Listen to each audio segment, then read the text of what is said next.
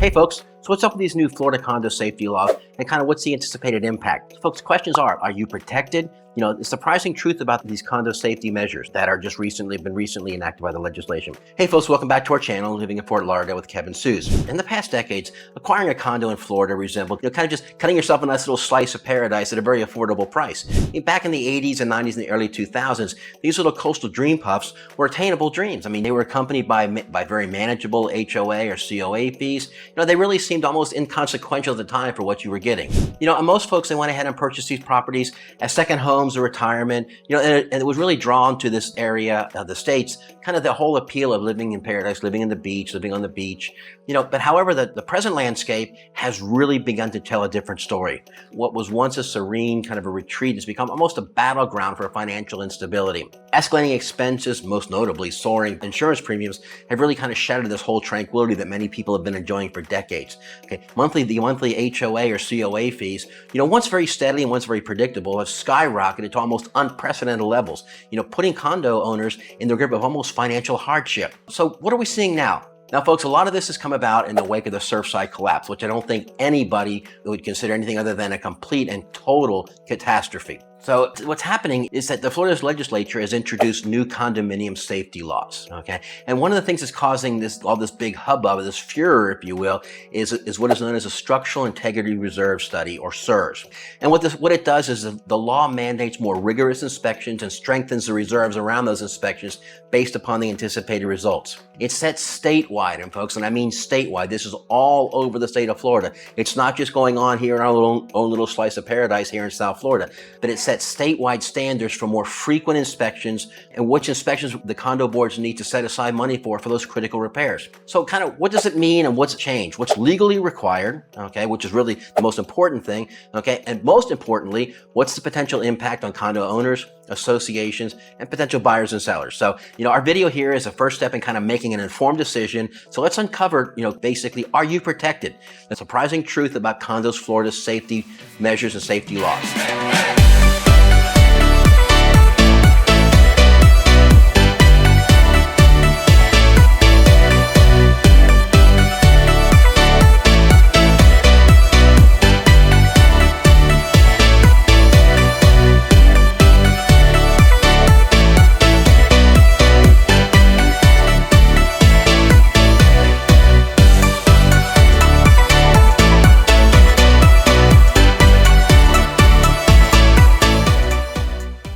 Folks, so what's new and kind of what's changed? Back in 2022, the Florida legislature designed a new set of laws and regulations around protecting condo owners after the collapse of the Surfside condo building.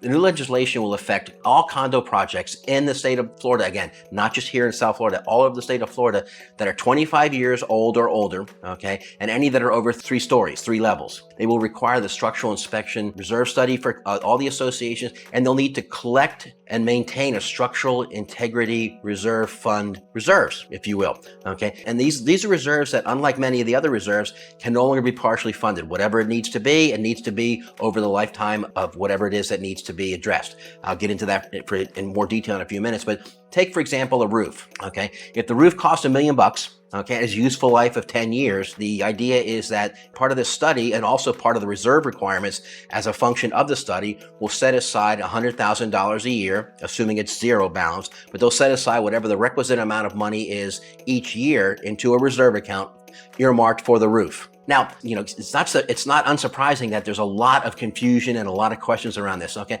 And essentially, folks, here's where the problem originates, okay? Until recently, the Florida law did not require condos to conduct reserve studies, okay? And despite annual budgets and had obligations to include reserves, there was not a law that said that you have to do reserve studies or that you even needed to carry a reserve. It was something that essentially the condo association, or in some respects, the board members voted on to either keep the condo costs, the monthly condo fees low, okay, for a number of reasons, some of which to maintain popularity, other ones because they had a number of people in the number of owners who really couldn't afford these big jumps in condo association fees. But the associations themselves were previously allowed to either waive or reduce the reserve contributions, like I said, through a membership vote, okay? And folks, while not necessarily fiscally prudent, okay, it certainly certainly not illegal by any stretch. Now, the new law also makes it very, very clear at what point the owner-controlled condo buildings, okay, and it's a very important designation, because if the condo is still being built, the control of the association, as it were, is borne by the developer or by the builder. This is in regard to owner-controlled condo buildings. They can no longer vote to waive or partially fund the reserves. Okay, and it's for budgets that are adopted on or after the December 21st of this year. Community associations must sufficiently fund these reserves in agreement with the Structural Integrity Reserve Study. Now, under new law, the condos will not be able to have underfunded reserves. Okay, to fund a reserve pool of money, 50% or more of the total cost for the condo's repairs must be maintained. And associations are now being required to perform this reserve study every 10 years for costs that meet or exceed $10,000. Folks, that's not a hell of a lot of money to, when it comes down to looking at maintaining the structural integrity of a condominium. So, folks, gone are the days of deferring maintenance. I mean, there's no other simple way of putting it, okay? The new condo owners, they're going to be forced to kind of confront this little looming specter of costly renovations. They're going to need to take it head on. Now, for many folks, you see that there are a lot of buildings that are 30 years old, 40, 50 years old. They're going through major renovations. In many cases, those are renovations that are sorely needed anyway, but now they have to take on making sure that they have structural engineers and architects coming in to do things in compliance with the structural inspection reserve study. They want to make sure that there's actually, whatever the costs are, the reserve study will come back and say whatever the costs are needed, and it's going to be borne by architects and by structural engineers. So what's the outcome of this? It could be a very hefty bill, especially if there's been no improvements or if there's been no studies done for years, or in some cases where we've come across where they've not been done for decades, or they've never been done at all. Okay, so, and now all the association must mail this information out to the owners, so the owners can see what's going on.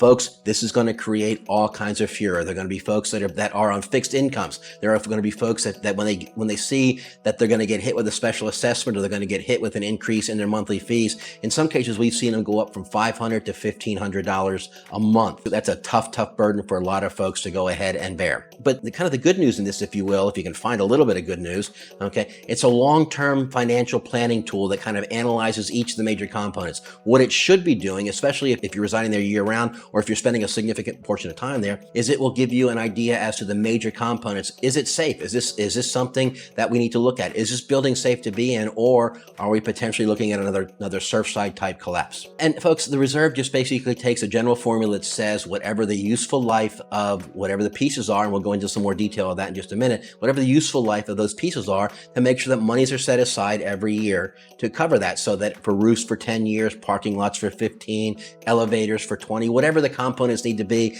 and the useful life either the initial useful life for newer buildings or the remaining useful life for buildings that are in existence, that's determined by the structural engineers or by the architects. They just need to make sure that money is put into a reserve fund to use that. Now, folks, they just need to make sure that the monies that are required to fund these reserves are put into those reserve funds. So welcome to our channel, Living in Fort Lauderdale with Kevin Sues. As much as we love doing our videos, and we truly do, one of the things that we really love is helping folks out with any real estate related questions about anything going on here in South Florida, Fort Lauderdale, or any of the surrounding areas. So if you have any questions, please feel free to ask us any questions. Give us a phone call, shoot us a little text, DM us, drop us a note, drop us a comment below, okay? And also you can click the link and set up a time where we can chat for about 40, 45 minutes about all the questions that you may have. And with this market, with the way this market is right now, and things that are going on here in South Florida, and things that are going on more specifically in the Fort Lauderdale and surrounding areas, there's a lot of questions folks have. Please feel free to go ahead and reach out and let us know. If you would consider subscribing to our channel, hit the subscribe, okay? Hit the bell to get notified every time we drop a video.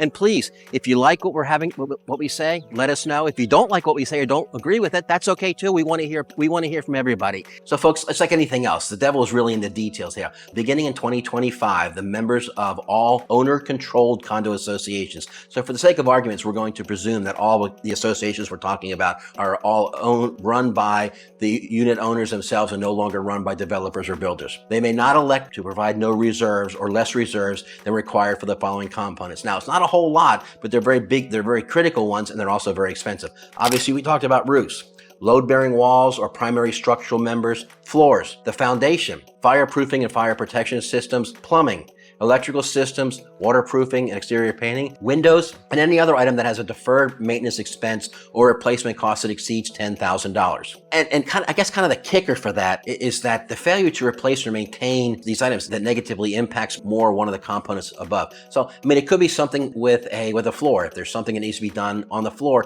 and the failure to replace these or maintain these types of things could end up causing all kinds of problems going in. Now, granted, this is where kind of the challenge comes in, because a lot of the inspection is basically a visual inspection. I mean, you're not going to get somebody coming in with a jackhammer digging up your floor, okay, any more than you're going to get somebody coming in with a jackhammer digging and punching holes in the walls, looking for rebar, see if it's in there, is it good shape, is it rusting out, is it sufficient from a load-bearing perspective. But the structural engineer or the architect is going to be doing a visual, kind of a hands-on inspection, if you will. Folks, those types of inspections are very subjective and very arbitrary, and the impact of those can be felt for many years. Again, as we talked about these inspections, for most of us, we've already gone through this. Any building that's over 30 years old currently has to have an inspection every 10 years. Hopefully, if you're in a building that's going through this, or you're in an association that's going through this, your association is already setting aside the monies to take care of that. But it's something that needs to be done every 10 years. They brought it back down to where it's buildings that are 30 years old or more.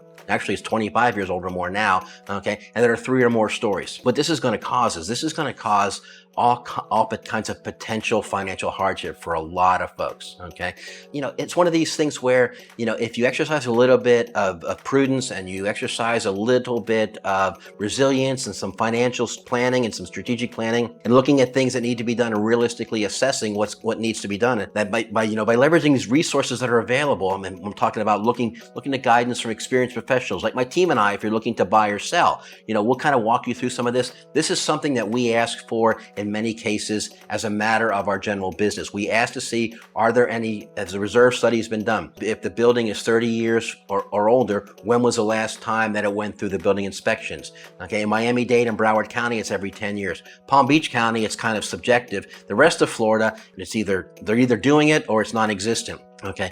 Now, the other thing that this new law adds in windows, for many folks, it's actually going to be kind of a boon, because especially if you're living on or close to the water, you're going to want to make sure that your windows are in good shape, and they should be. If they're not, you should be looking to replace them with impact windows. The new legislation also adds windows as a SERS item. Okay. But in many condos associations, the owners themselves are responsible for replacing the windows. So it's something that can be knocked out relatively quick. Okay. Now, what this does is this kind of exemplifies the potential discrepancies that may now exist between a condo's governing documents and this new legislation. Many condo associations and their bylaws have not been updated to reflect any of this information as of this day. In other cases, many of them have voted a number of years ago to just waive these reserve requirements altogether. This is going to require everybody to get together and kind of figure out what's going to go on. And folks, I'm telling you, I've seen it.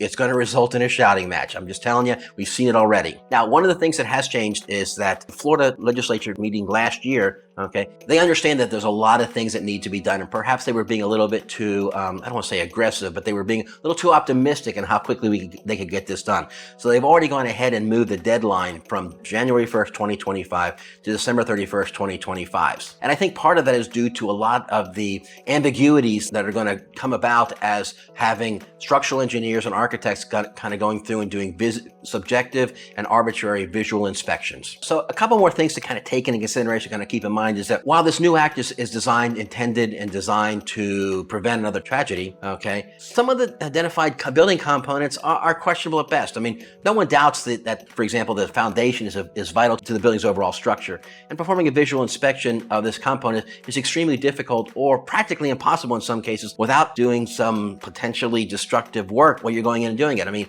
nobody really wants to be around when somebody comes in with a jackhammer and start digging holes in the foundation of your building. And the legislation, it seems as if it kind of ignores this reality, and it requires the inspector to arbitrarily assign a useful life in the SERS report, so the association can in turn establish this reserve amount. So it's kind of, again, it's based on things that are somewhat subjective and somewhat arbitrary. I mean, equally elusive are determining the useful life of condominium floors or load-bearing walls, or balconies, patios, or other kind of primary structural pieces. At this point, the only thing that really seems certain, though, is that for many condominiums, the assessments are going to increase. Okay, and even as the legislature begins to struggles to address all of these little technical problems, it's unlikely at all that the structural integrity reserve study and mandatory requirements will go away. They may look for a better way to phase it in. Okay, what this means is that at a very minimum, the condo associations will have to pay for structural integrity reserve studies, and that will begin to have to setting aside reserve funds for new components that we've kind of identified and listed above. Okay, as well as make up for any underfunded reserves that were previously waived or reduced. Now, folks, it's important to know that this reserve requirement doesn't mean that it must always be fully funded. It means that throughout the lifespan of these particular components, that there are processes put in place to make sure that those things are funded. Our roof example of $1 million for a roof with a 10-year lifespan. You don't have to have it fully funded in year one. It just has to be that the time at which you expect to have to replace that roof, that reserve needs to be done. That reserve needs to be fully funded. The other thing, kind of the other ambiguity or the other big question is, well, what happens if they can't meet the reserve requirements? And right now, that's really kind of unclear. Nobody really knows what's going to happen if an association cannot meet the reserve requirements. One of the other components or other codicils of this legislation is that it can make condo board members personally liable for failure to complete the inspections or meet the reserve requirements. Now, folks, if you've ever served on a board or know anybody that has served on a board, it's a volunteer position, okay? And in many cases, it is a thankless job. I mean, we pick on condo associations, we pick on the boards all the time, but it is something of a thankless job. Being a condo association board member, it's already a difficult role. It's often challenging for boards to find members that will volunteer to give up a significant portion of their time and of their life to deal with this, and also deal with some of the fallout from the decisions that they make or decisions that they don't make. So this little added level of liability and potential culpability could really deter residents from volunteering and make it more difficult for the condo associations to actually function themselves. Now, again, it's one of these things where the Senate Bill 4D, it seeks to provide solutions and substantial changes to prevent another disaster. However, it's going to also create challenges for the condo associations. The associations must review their reserves and their fee structures to ensure they meet these laws' requirements. They may also wish to review their insurance policies to ensure that the appropriate coverage is in place. This is something that's going to be big, and I mean huge. We all know that insurance rates are already going up down here in South Florida, as well as across the state of Florida. In many cases, if the insurance companies get wind that the reserves aren't fully funded, they may actually choose to not insure the building, which is going to cause all kinds of problems. That may put some buildings that are going uninsured. If something does happen, God forbid there's another collapse or something, some kind of calamity, that's going to put all kinds of burden on owners of those buildings if they can't get them insured. So this is something that could very, very well, make sure that owners, you need to reach out to the associations. You need to make sure that your association understands these new laws and understands the impact of them. So folks, we hope you found this video to be informative. Hopefully you found it to be educational. I'm not really sure anybody's going to find it entertaining like some of our other videos have been, but again, hopefully it's very, very informative and very, very educational. Folks, if you have any questions at all, please feel free to reach out. You can give us a little call, you can shoot us a text on your phone, send us an email. Heck, you can click on the little calendar link down below and set up a time where we can chit chat for about 40 or 45 minutes about these types of issues or any other types of real estate related issues. Okay. Again, if you would please feel free to drop any questions in the little box below for notes and comments. We love it when we get comments and we get questions coming in. And if you would, go ahead and click the subscribe button so we can continue to grow our channel, and go ahead and smash on that little bell button so you get notified every time we drop a new video.